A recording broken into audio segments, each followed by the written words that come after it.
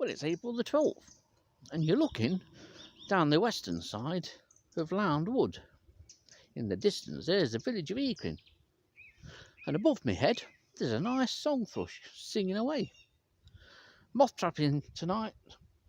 Give it a couple of hours. It's very mild, hoping the rain stays off. Time to get things set up and sorted. First priority is get a cup of tea.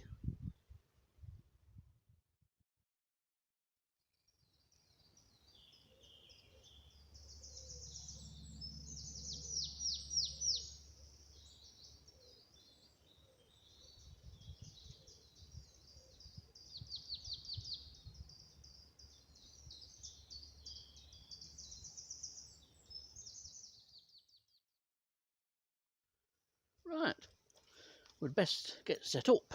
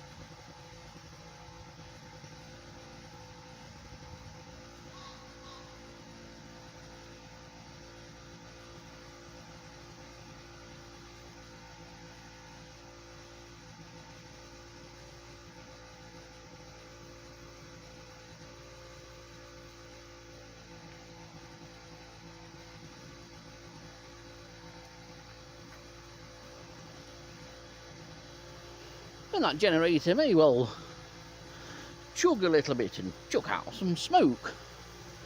It works, it's cheap, and it's reliable.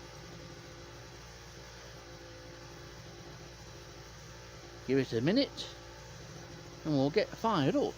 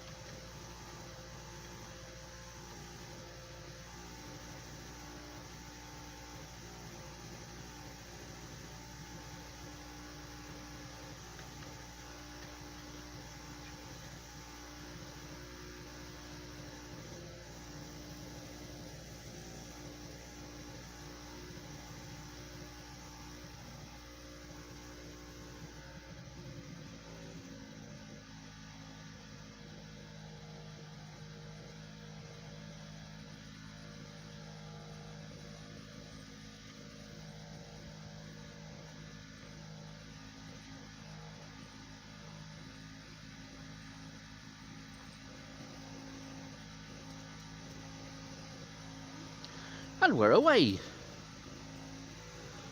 Yeah, cheap generators. They are cheap. They are heavy, apparently, compared to more expensive generators. But if you're on a budget, presumably they still do cheap generators, they're ideal. This one does chuck out quite a bit of smoke till it gets settled down, but that might be my fault for not giving it too accurate a 1 in 50 oil to petrol mixture. So, under mild conditions, overcast, we've had some bits and bobs of rain today, but it's not one of those sort of rainy days where it feels cold and damp and not very mothy. It's not like that this evening. So we'll see what comes in.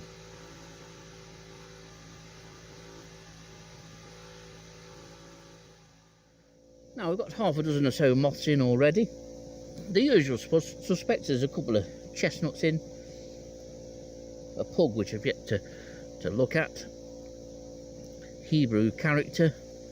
There's a small micro moth with a long name, Eakring subpurpurella, the name being far longer when written out than what the moth is. And then there's this one that you can see here. This is a water carpet, and this is a geometrid.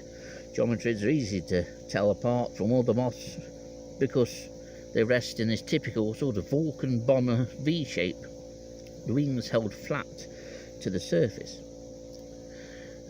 But although it's rather drab in coloration, there's not a great deal in terms of colour to this. It's beautifully marked, as you can see. There's a dark form of this, which is a swine to photograph. You can never get the light right.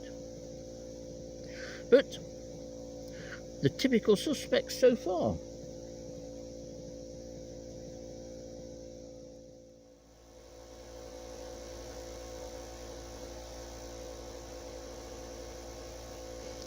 There's a purple thorn just dropped in.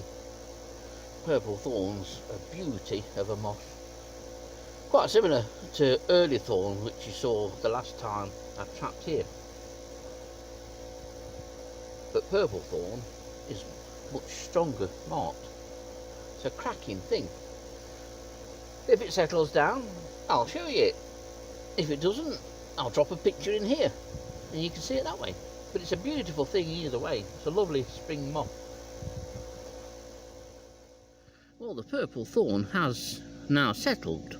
Unfortunately, it's settled on the thermometer and sort of clock that I use. But as you can see, this is your typical thorn resting position. We'll always rest with the wings half open this way. During the day, I think they spend the time in leaf litter, in which they're absolutely perfectly camouflaged, as you've probably seen or will be seeing when I stick a photo in this thing. If I can just turn this to the side, look at that. What a stonker that is. Yet again, this is another common species, and one that's probably very much underrated and unappreciated. It's an absolute beauty of a moth. So that's a nice one to add to the year. Now if you compare this one with this next species that I'm going to show you. Now this is the small moth with a very long name. This is Eakring subpurpurella. It used to be Eakring, as did a number of other Eakrings. Then for some reason someone's decided that this one should be Eakring. Here we are again, back at my perennial moan at taxonomy. It was perfectly good being an Eakring. Why it has to be Eakring, I'll never know. However, presumably a taxonomist does. These often find day flying, but you will find them during the day resting on posts or branches, fences, anywhere under oaks. These are one of the first leaf mining moths of the year, and once the first leaves of oak are open, you will start and see large blotch mines which are attributable to this little moth. We'll be looking at those in a month or so. In the meantime, it doesn't look a great deal, but with macro photography you'll see that it's actually quite a stunning little species.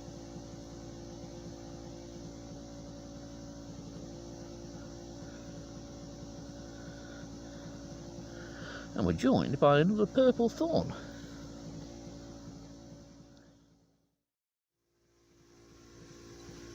Well, conditions are mild, but I've got to take the temperature. I just reminded myself. There's a light breeze. I'm just inside the entrance to Lound, what I was initially planning before I got here. to trap just on the outside and see what moths were coming up the edge of the wood. But there was a little bit of a breeze there, so I've opted to come just inside the entrance into this small clearing. It's a spot that I usually trap, but it looks like there's a small quaker just on the left of the light there. Now there's not so many moths tonight, that seems quite apparent, and some of the species that appeared on the last trapping session may well have already finished again. Once you get sort of towards late April, and certainly throughout virtually all of May, you may well get far more species as you get into May, but often you'll get lower catches in terms of numbers of actual moths. And it's possible on mild February days towards the end of February and early March that you can get far more numbers of moths than you can at the end of May. That often surprises some people, but it's just one of those things. It's April and May mark sort of a transitional period, especially May, I think, because April you've got your early spring species and they're starting to, well, some appear in April, but towards the end of April they start to die out. And then May is that transitional period from your early spring species to your later spring, and in some instances even summer species. Your main mothing season, really, to be honest, would be probably from the middle of June right through till the end of July. It's maybe not as long a period as what many people might think. That's the period when you'll get most moths and most species. And ideally, if you trap away from home, you'll get even more species. But some cracking nights can be had from the comfort of your own garden. Hopefully, we'll get a chance to find out this year again.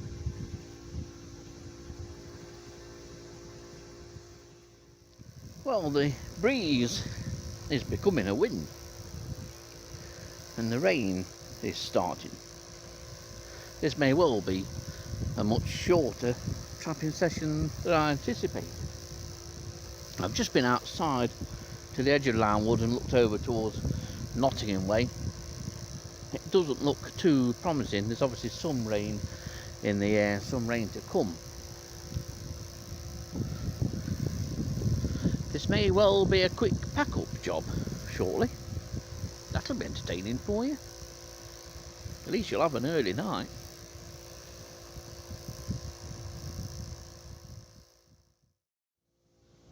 Well, the rain's starting to come down a bit more now, so I think I might as well call it a night.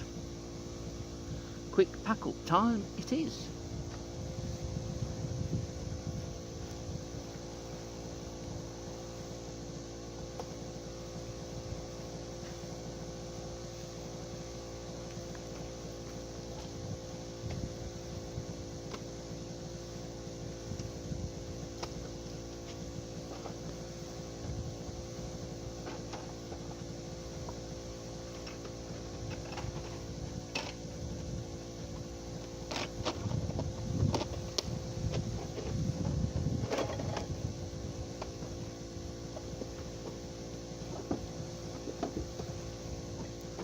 It's how it happens sometimes.